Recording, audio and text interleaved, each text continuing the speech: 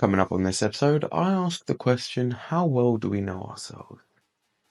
And when I say this, what I mean is, how well do we understand our thoughts, our feelings, and our emotions? And how much are we a victim of them? Because we don't have to be.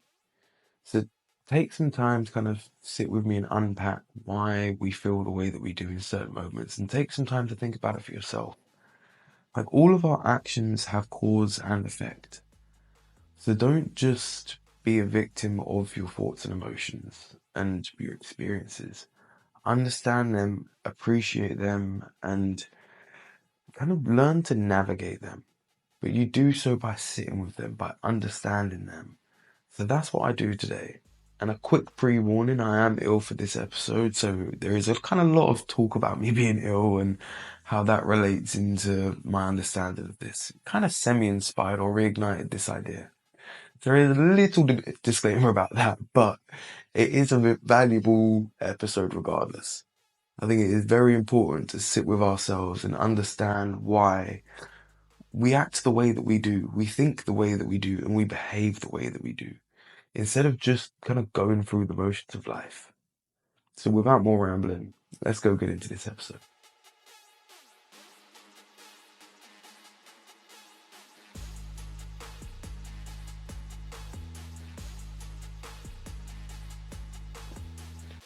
What's going on, beautiful people? This is the Perspective Chasers podcast. I'm your host, John, and on this episode, I'm asking the question, how well do we know ourselves? Right? Not just on a surface level, but how well do we understand our thoughts, our feelings, our actions? Why do we do the things that we do? Are we simply just doing them because that's us, or is there a deeper reason behind it? That's what I'm trying to delve into today, and as always, I'll be using myself as the proverbial guinea pig. But it's definitely an interesting thought to be had. Like, if I take myself, for example, at the minute I'm currently ill. And it's not fun, it never is. But something I've understood about myself from when I was a child was that when I'm ill, I get very cuddly and affectionate. And I literally just want to cuddle up and just feel rough and ride it out. But it's always been that kind of looming feeling that I've not quite understood why, or I don't necessarily even know if I understand it completely now.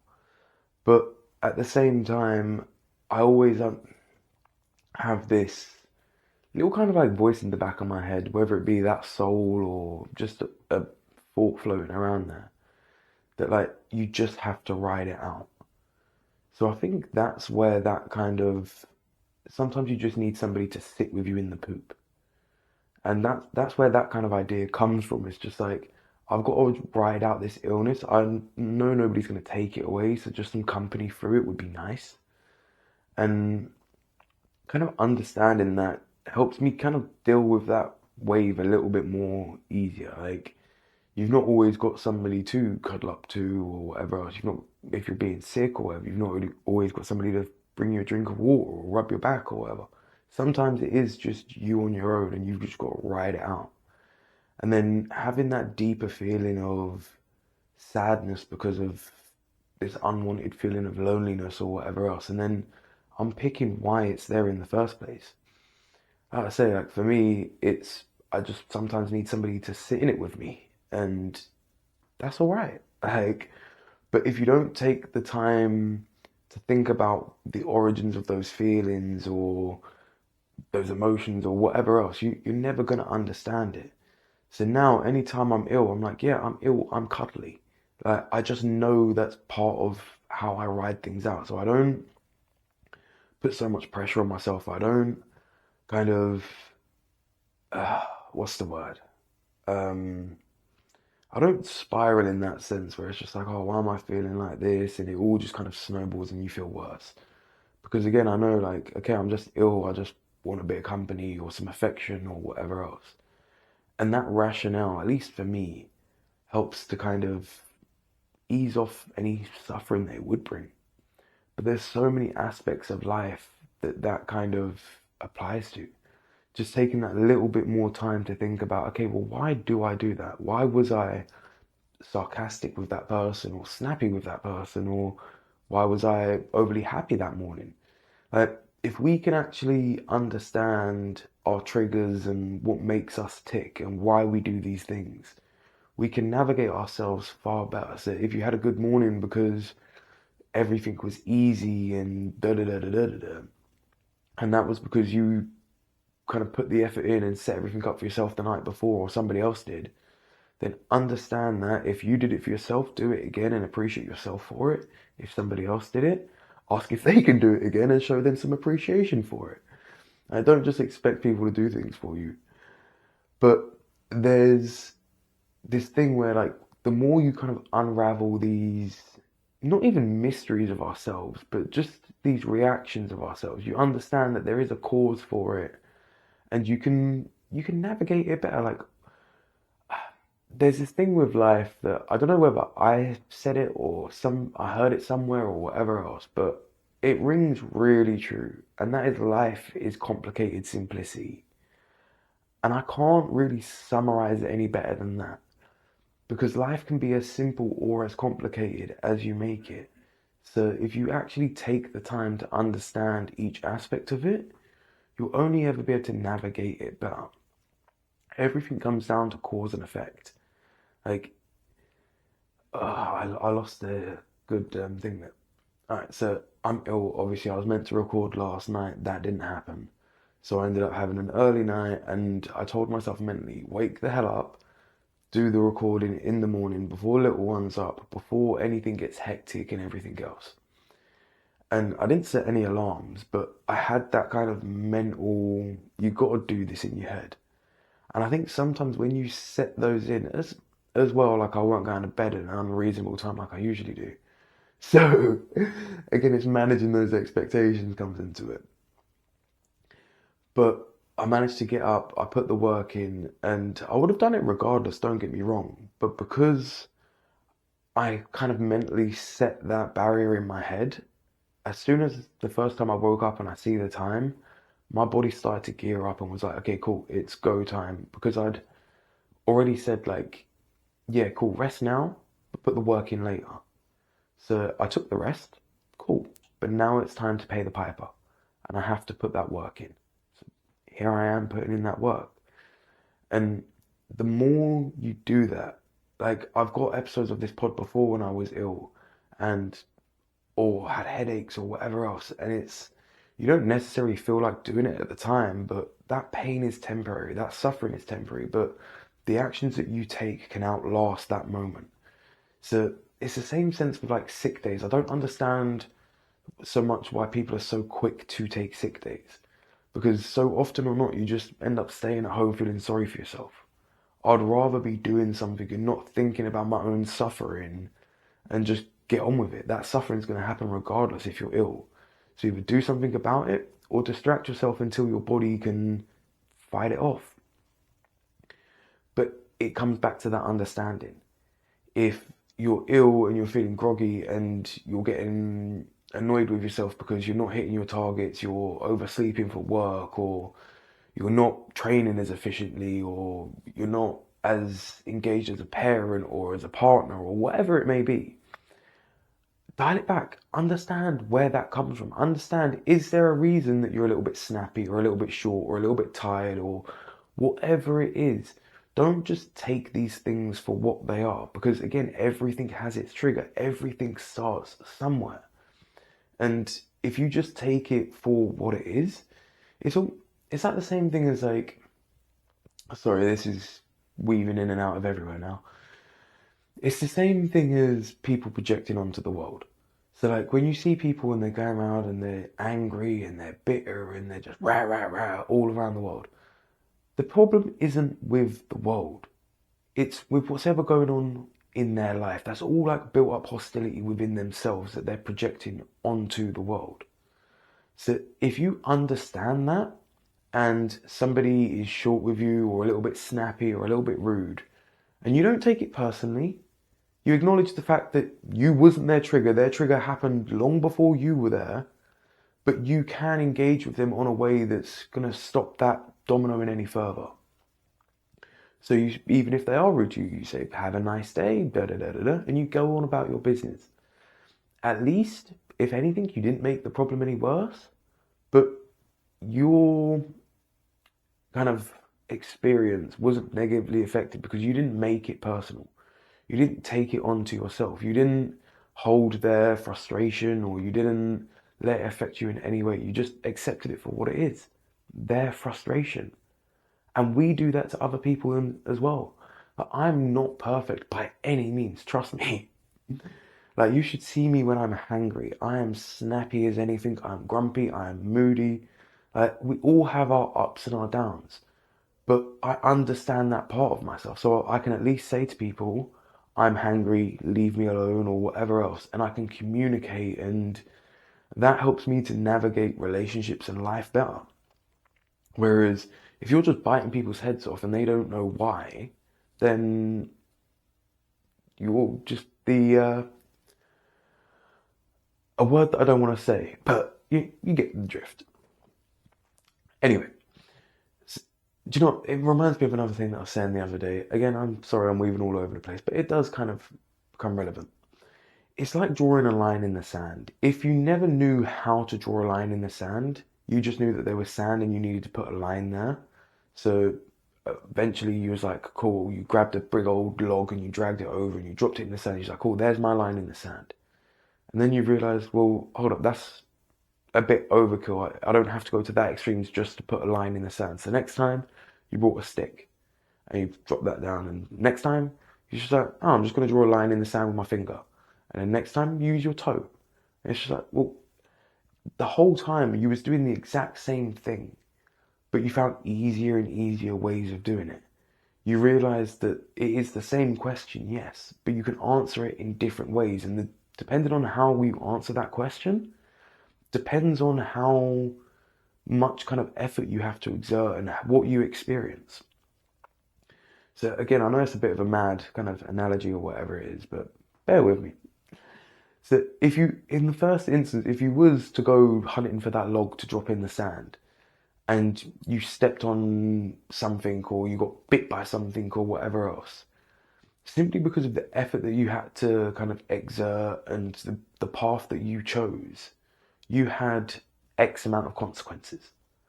Whereas if you'd have took more time to understand the question deeply from more angles and kind of sit with it for a little bit instead of just hastily running to draw a line in the sand, you'd have found out there are many ways to do it. Like, there's probably other ways that you can draw a line in the sand that are probably even easier than just scraping your toe across the floor.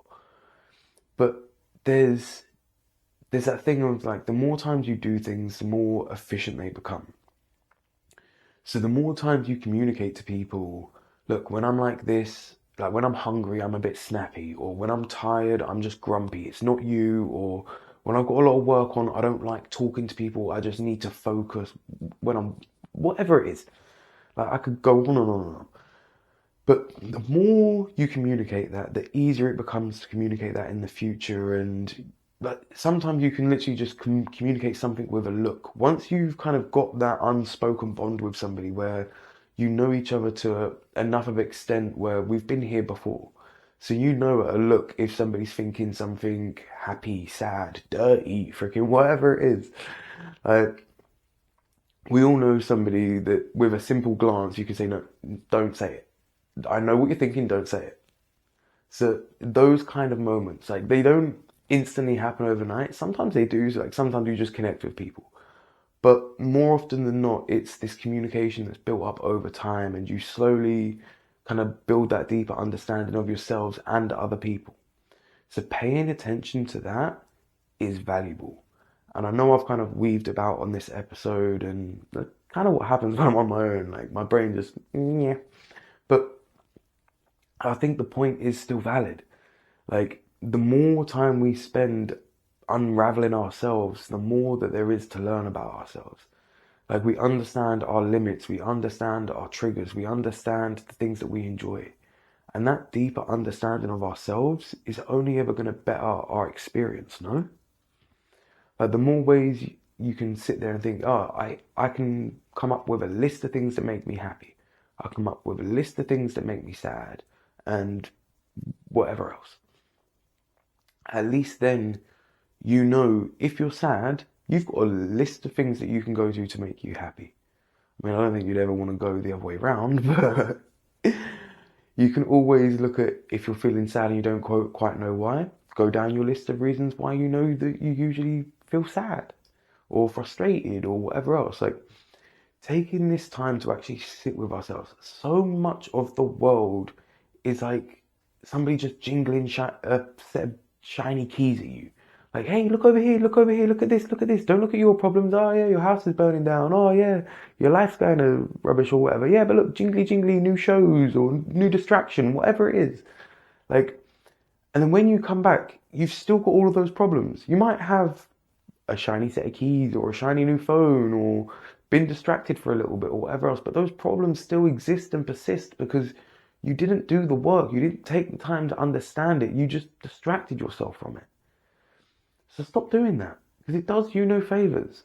Like, there's so much that can be gained from distracting if it's used as an effective tool. Look, we're not always going to be 100%. Sometimes we need our rest. That's the time to utilize distractions. But it's mediating this. Like, you can have your cake and eat it, but you can't do that every single day. Like, you can set up structures to make your, not necessarily make yourself win, but yeah, make yourself win. Because you define that win. But you can set yourself up for it. So if you don't set your clothes out for work the day before, or you don't do the dishes after you've cooked a meal, or you don't go shopping so you can cook the meal in the first place, or whatever else. If you don't set up these things so you can pay them off in the back end, you'll never get out of that cycle. So start kind of breaking those bad habits and those bad routines of just skating over your emotions or your thoughts or your feelings and actually sit with them. Because that's when the thoughts and the feelings and the understanding is going to come with it. Like, there's so much to be learned about ourselves. I think we take that for granted that, like, no, no, no, I'm just me. Of course I know me. But you actually don't.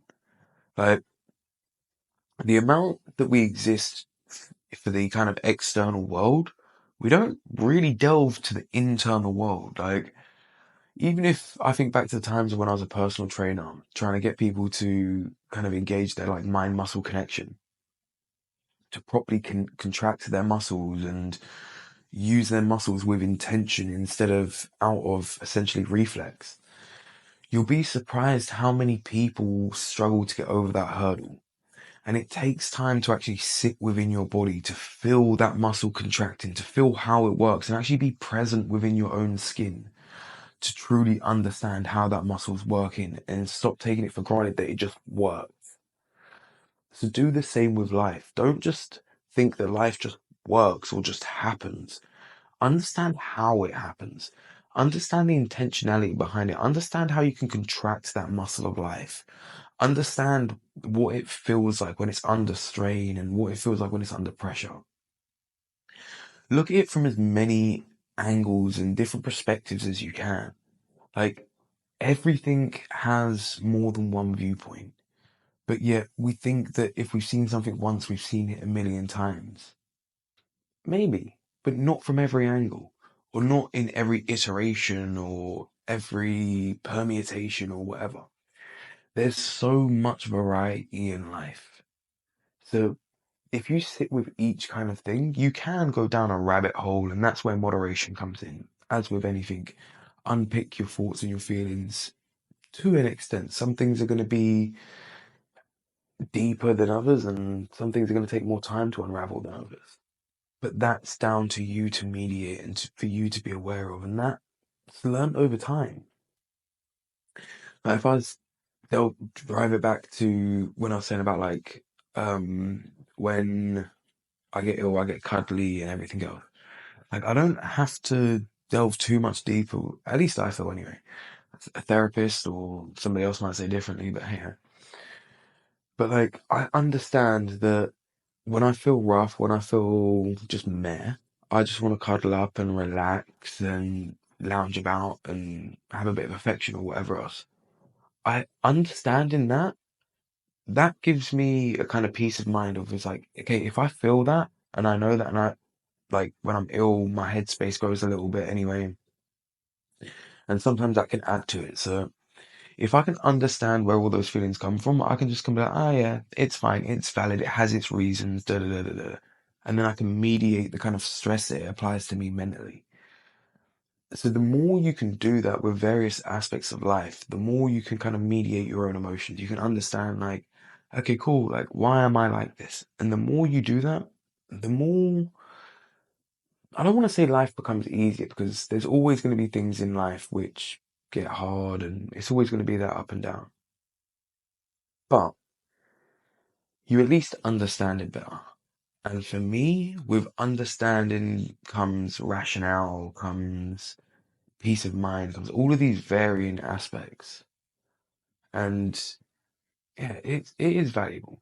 Taking that time to sit with yourself, understanding kind of why you are the way you are. And I apologize if this has been a bit heavily kind of directed towards illness or whatever else, but as you can probably hear, I am feeling a bit rough at the minute. But again, like with anything, there's a lot to be learned from it. Like, even if I was to take that, like, why do you feel rough? Like, there's bugs going around. I've been burning the candle at both ends and in the middle. Like, it's perfectly valid. I don't have to think that overall that my health is in dire straits or that there's something overly deep. There's cause and effect. Like, I've been kind of pushing myself a bit too much. So I'm feeling the effects on the back end. But again, I'm trying to use that to explain a lot of other things. So try not to take it so literally. But anyway, get back on track, John. There is a lot to be learned from this. So the more time you sit with yourself, the more, like, even now, like I said, this all started with the podcast, sitting down with my thoughts, actually getting them out, having almost like a video diary or whatever. And I still watch shows and everything else very, very rarely. I mainly watch like other like YouTube content or scroll on other social medias or books or Spotify or whatever. But it's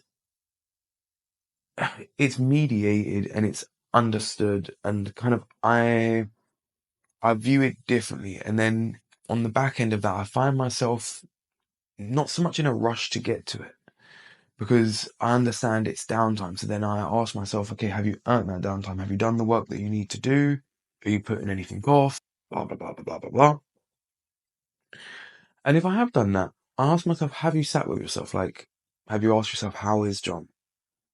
And I done that the other day and I ended up sitting there for like maybe an hour and a half, just sitting with my own thoughts in complete silence. And for me, that's rare, especially because I'm always in a rush. Normally, I'm trying to do 7 or 8 things at once. So to sit there and essentially do nothing is rare for me. And to let myself do that is even rarer. But it was fun more than anything, just to kind of like sit with my thoughts, let my mind travel. And again, it's easy to kind of stop letting yourself do that when life feels so hectic. Again, it might be different for yourself. You might have a lot of time to yourself wherever you are in the world. But for me, life's hectic and it's always go, go, go, go, go. So actually finding that time and just being like, look, like sit with John and see how John is. That's important. And I find I enjoy it a lot more and it's definitely more valuable to me these days. But anyway, I think I'm going to start to go in circles, so I need to wrap this bad boy up. The seed for this episode is going to be do something that outlasts the day. Whether it be make a new memory, kind of discover something new, learn something new, meet a new person, whatever it is, do something today, tomorrow, or one day in your week where you have something that pays beyond that day. No matter what it may be, it could be something small, it could be something big. Go on holiday, have an experience, make a new friend, whatever it is. But do something that outlasts that day. And then look back maybe 6 weeks later, 6 months later, 6 years later, or whatever else, and see that you done something on that day that kind of outlasted that day in itself. And if you do so, we can kind of immortalize ourselves.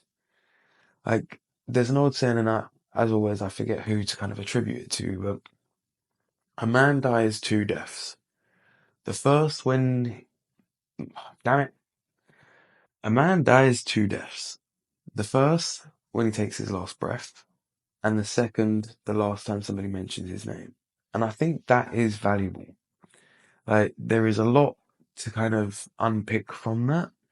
But if you do something that kind of outlives your day, that outlives your breath, if you do a piece of art or whatever it is, like, there are so many things that you can do that outlive the moment instead of just being in the moment and then it fleeting away. So do this as often as you can and see kind of what experiences you can build and how it changes your life. All the best, and I'll catch you on the next one.